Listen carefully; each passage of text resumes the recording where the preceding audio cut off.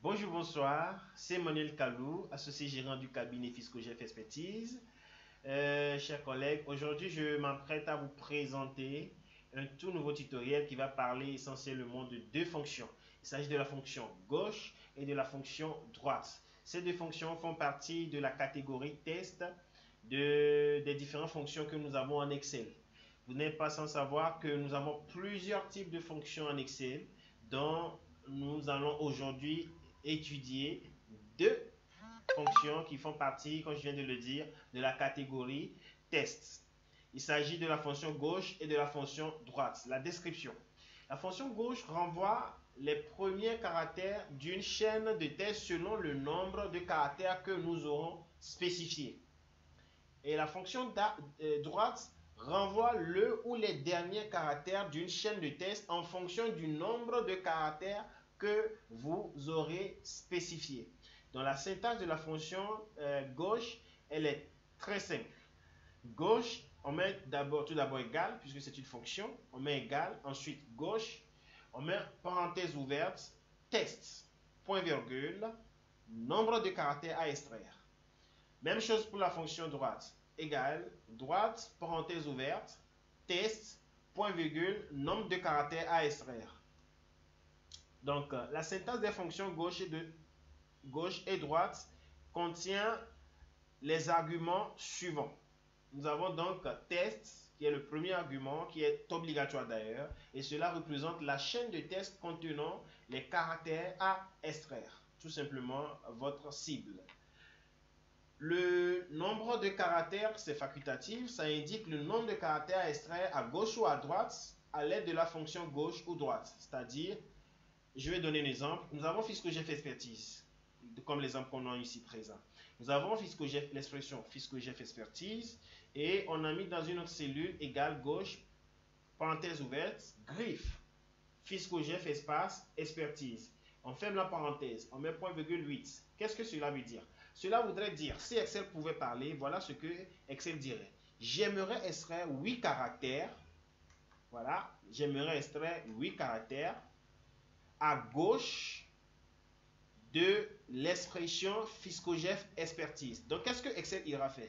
Excel ira donc compter 8 caractères à gauche de ceci. Donc, si on veut le compter, ça fait 1, 2, 3, 4, 5, 6, 7, 8. Ce qui donne exactement FiscoGF. Et il va vous renvoyer automatiquement FiscoGF dans la cellule résultante. C'est comme ça que ça marche. Même chose pour la fonction droite, c'est la même logique, sauf que Excel ira extraire le nombre de caractères spécifiés à droite du test. Donc, ici, nous avons égal, droite, parenthèse ouverte, FiscoGF Expertise. On a précisé point virgule 3. Cela voudrait dire que Excel doit donc compter à partant par la droite. Donc, ça fait premier caractère, deuxième caractère, troisième caractère, ce qui nous donne is. Donc voilà un peu comment fonctionne la fonction gauche. Nous avons un deuxième exemple juste en bas ici présent. Donc voilà, nous avons un petit tableau qui va nous permettre d'étudier ensemble les fonctions gauche-droite. Et bien sûr, on va aussi ajouter un peu la fonction concaténée vers la fin, puisque cela a été déjà étudié dans la vidéo précédente. Donc, sans plus tarder, je vais ouvrir Excel et vous montrer un peu comment ça marche. Voilà. Je lance le fichier Excel. Ce fichier, vous l'aurez. Donc ici, nous avons le fichier Excel qui va nous permettre d'étudier la fonction gauche et la fonction droite. Donc pour étudier la fonction gauche, on va donc cliquer sur ce bouton qui va nous renvoyer tout simplement les différents questionnaires à suivre pour pouvoir répondre à nos différentes questions. Donc ici, nous avons étude détaillée des fonctions gauche, droite et concaténées. Donc ici, nous avons la question numéro 1 qui nous dit le numéro de référence 1 sera paramétré en utilisant les 3 premiers caractères du prénom. Voilà, voilà la question. Le numéro de référence 1 sera paramétré en utilisant les 3 premiers caractères du prénom. Le prénom, ça se trouve où? Voici le prénom. Ça se trouve dans cette colonne. Donc, je viens dans la cellule numéro de référence 1, je mets égal. Je saisis la fonction gauche. En général, quand on commence par saisir le nom d'une fonction, Excel a une fonctionnalité que nous appelons IntelliSense qui permet tout simplement d'appeler la fonction que vous voulez. Donc c'est à vous maintenant dans la liste qui vous présente de choisir la fonction que vous voulez. Et dans mon cas, il s'agit donc de la fonction gauche que je vais choisir tout en double-cliquant dessus. Voilà, avec la parenthèse qui s'ouvre en même temps. Donc, quel est mon argument test? Mon argument test, c'est le prénom. Car la question, elle est claire. On me dit le numéro de référence sera paramétré en utilisant les 3 premiers caractères du prénom. 3 premiers. 3, c'est l'argument nombre de caractères. Premier, ça veut dire à gauche. Puisque si on dit dernier, c'est vers la droite. Voilà, le premier, c'est à gauche. Donc, les 3 premiers caractères du prénom. Donc, je choisis mon argument test qui est Mazama. Ici présent, il s'agit de la cellule E2. Je la sélectionne, je fais point virgule. Et je saisis le nombre de caractères à extraire à gauche de Mazama. C'est-à-dire de l'argument test qui est Mazama. Donc, ici, je vais juste prendre 3 parce qu'on m'a dit les 3 premiers. Donc, je choisis 3. Je fais ma parenthèse et je valide. Voilà, j'ai Maz. Effectivement, si vous voulez le faire sans une fonction, vous voyez que, effectivement, si on veut extraire 3 caractères à gauche de Mazama, on voit Maz. M-A-Z. Ça donne les 3 premiers caractères de Mazama. Donc, voilà un peu comment ça fonctionne. Et ce qu'on aura à faire, c'est juste de faire la recopie vers le bas. Voilà, on pourrait même aller plus vite en faisant ceci. Ça, on l'a déjà étudié. Il s'agit de mettre égal, par exemple. Il s'agit tout d'abord de sélectionner les différentes cellules résultantes. Je fais égal. Je mets gauche. C'est une méthode, une astuce qui permet d'aller plus vite. Je sélectionne ceci, point virgule, 3. Je fais ma parenthèse et je fais CTRL, entrée. Et j'ai en même temps pour toutes les lignes. Donc, imaginez si j'ai jusqu'à 10 000 lignes, je n'aurai quand même pas à saisir la fonction et à faire la recopie vers le bas. Il suffit seulement de sélectionner préalablement toutes les cellules concernées avant de mettre ma formule. Bon, je viens donc de pratiquer, d'utiliser la fonction gauche dans notre cas. La question numéro 2 nous demande de faire quoi? La question numéro 2, on nous dit le numéro de référence 2 sera paramétré en utilisant les trois derniers caractères du nom. Les 3 derniers caractères du nom. Donc on y va. Je mets égal ici et je mets droite puisqu'on m'a dit les 3 derniers. Donc c'est vers la fin. Donc il s'agit de la fonction droite. Voilà, je sélectionne droite. Le nom, ça se trouve où? Voilà, c'est mon argument test. Donc ceci représente donc mon argument test. Je fais point virgule. Voilà, et je choisis 3 puisqu'on m'a dit 3 derniers. Donc je fais ma parenthèse. Je fais entrée. Donc j'ai LGE. Mon nom c'est ça. Donc c'est LG. Donc les 3 derniers caractères de LG c'est LGE. Il suffit maintenant de faire du clic pour avoir la même réponse sur les autres lignes. Donc voilà un peu comment on peut utiliser la fonction gauche. C'est très simple. C'est très simple. Et c'est utile pour par exemple paramétrer ou bien automatiser le numéro de matricule de vos salariés, le numéro matricule des étudiants, etc. Donc, ce sont des fonctions qui sont vraiment utiles, qu'on peut utiliser à tout moment.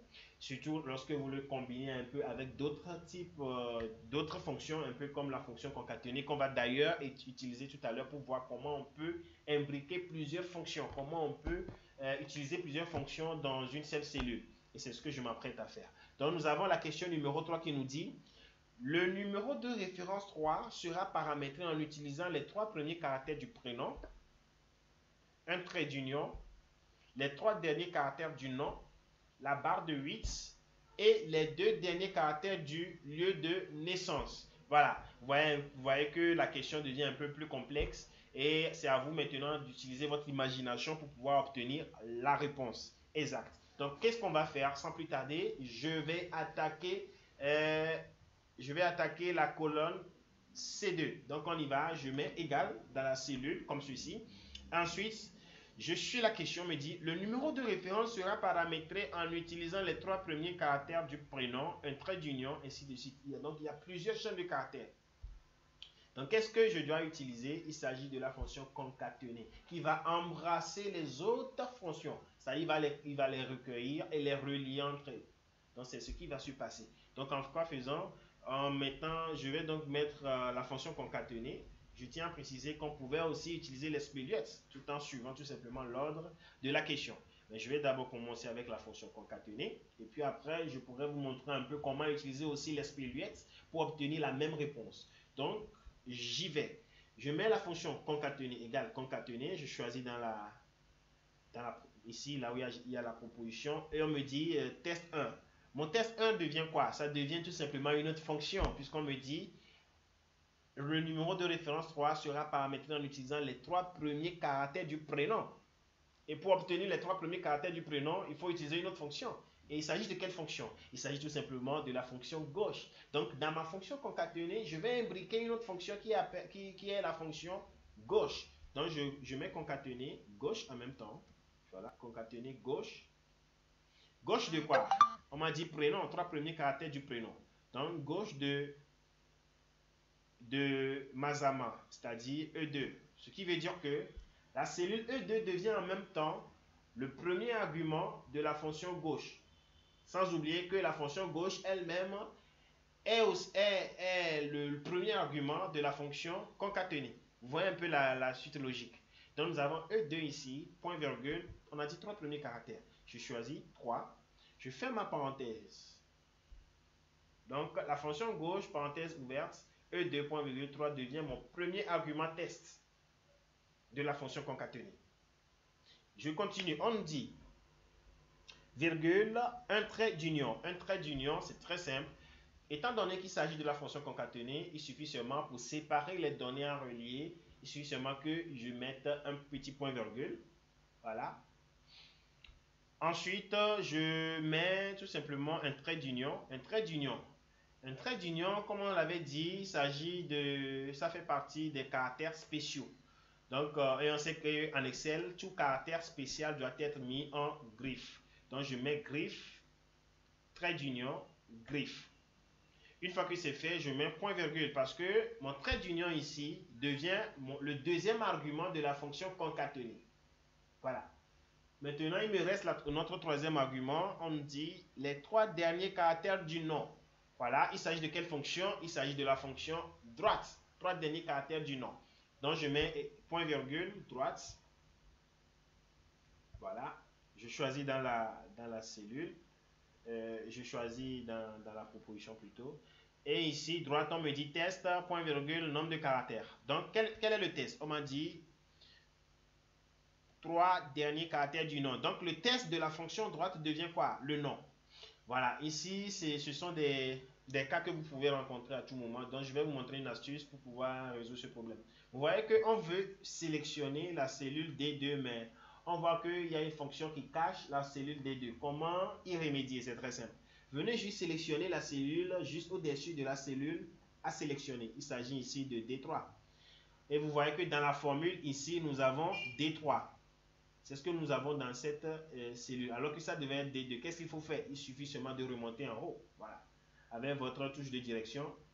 Un instant. Voilà. Permettez-moi de faire ceci. J'efface, je recommence. Voilà, je sélectionne D3 comme ceci et je remonte en haut avec la touche de direction. Et ça me sélectionne D2.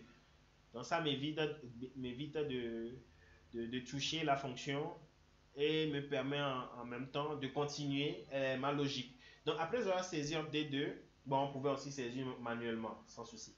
D2, point virgule, on me dit 3 derniers caractères. Je saisis 3 et je ferme. La fonction droite devient maintenant notre troisième argument de la fonction concaténée toujours. Maintenant, on me dit 3 derniers caractères du nom, la barre de 8. Donc une barre de 8, donc je mets point virgule, griffe encore parce que la barre de 8 devient aussi, la barre de 8 est un caractère spécial. Donc qu'est-ce que je fais? Barre de 8, je saisis barre de 8, griffe, point virgule, nous sommes à notre quatrième argument de la fonction concaténée. Point virgule, on me dit et les 2 derniers caractères du lieu de naissance. Le lieu de naissance, c'est ça. C'est la cellule G2. Donc, qu'est-ce que je fais? Je mets égal, je mets la fonction, on me dit deux derniers caractères. Donc, c'est la fonction droite. D, et je mets droite comme ceci. Je choisis la fonction, puisque, voilà, voilà, excusez-moi, j'ai mis virgule au lieu de point virgule. Ce sont des petites erreurs qu'on peut rencontrer. Donc, il faut être vigilant. Il faut être vigilant lorsque vous saisissez les fonctions. Droite, je choisis droite comme ceci et il s'agit de quoi? Du lieu de naissance. Donc je choisis le lieu de naissance qui est G2 ici. Point virgule et je mets tout simplement, on m'a dit deux derniers, donc je saisis deux, je fais ma parenthèse, mais attention, c'est pas encore fini. Il faut la grande parenthèse de concaténer. Je l'ai dit au début, concaténer viendra tout simplement embrasser les autres fonctions, les relier comme ceci, comme une famille. Donc c'est un peu ça. Donc je vais mettre ma grande parenthèse pour fermer et je valide par la touche entrée. Voilà, et j'ai ma réponse, tout simplement. Et si on voit un peu, on dit, nous allons ensemble décortiquer la question. On dit, le numéro référence 3 sera paramétré en utilisant les trois premiers caractères du prénom. Nous avons Maz, trois premiers caractères du prénom, c'est ça, c'est Maz. Ensuite, on nous dit un trait d'union, nous avons effectivement un trait d'union là. On nous dit les trois derniers caractères du nom, et voilà, nous avons LGE, le nom, voilà le nom, nous avons LGE, ça donne effectivement les trois derniers caractères du nom. On nous dit ensuite une barre de 8, et voilà, vous le voyez bien, nous avons une barre de 8 là. Et pour terminer, on nous dit les deux derniers caractères du lieu de naissance. Nous avons OU, c'est-à-dire OU. Et effectivement, Cotonou, les deux derniers caractères de Cotonou, c'est OU. Et ça nous donne OU. Maintenant, pour l'avoir sur les autres cellules, c'est très simple. Il suffit seulement de faire du clic sur le poignet de recopie. Et la recopie se fait instantanément. Voilà. Et ça respecte la même formule. C'est ce que nous appelons l'automatisation d'une formule ou d'une fonction. Donc voilà un peu comment je suis arrivé à obtenir ce résultat. Maintenant, vous vous posez certainement la question de savoir comment est-ce qu'on peut également le faire, mais cette fois-ci en partant par l'espéluette. Ça peut se faire, c'est très simple. C'est la meilleure, c'est la méthode la plus facile d'ailleurs, puisque ça suit la logique de la phrase. Donc, je vais me permettre d'insérer une nouvelle colonne là, voilà, que je vais nommer numéro de référence 4. Bon, je vais faire la recopie, il va me mettre 4 en même temps, voilà. Donc, je mets ici égal. On me dit quoi? On me dit que le numéro de référence 3 ou 4, si on peut le dire ainsi, sera paramétré en utilisant les trois premiers caractères du prénom. Donc, je mets gauche en même temps. Cette fois-ci, il n'y aura plus la fonction concaténer. Gauche. Gauche de quoi? Du prénom. Le prénom, ça se trouve où? C'est ici, point virgule, 3 premiers caractères. Au lieu de mettre point virgule, je mettais plutôt l'espéluette. Parce que quand on utilise l'espéluette, on n'utilise plus de parenthèses, on n'utilise plus de point virgule. Vous voyez un peu la logique. Il n'y a plus de fonction concaténée, il n'y a plus de parenthèses ouvertes, il n'y a plus de point virgule. Pour séparer bien sûr les différentes fonctions à relier. Donc la seule chose que vous allez utiliser, c'est l'espéluette. Hein, ce que nous appelons souvent le et commercial.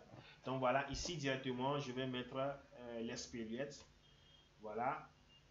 Et je mets ensuite, on nous dit un trait d'union. Trait d'union, comme je viens de l'expliquer dans l'exemple précédent, c'est un caractère spécial, donc je mets trait d'union en griffe. Ensuite, et. On me dit les trois derniers caractères du nom. Donc je mets droite. Voilà. Droite de quoi? Le nom. Voilà ici le nom caché par la fonction. Je fais la même chose. Je sélectionne E3, je remonte en haut, ça me donne E2. Point virgule. Droite de quoi déjà? Droite de, voilà, trois caractères à droite.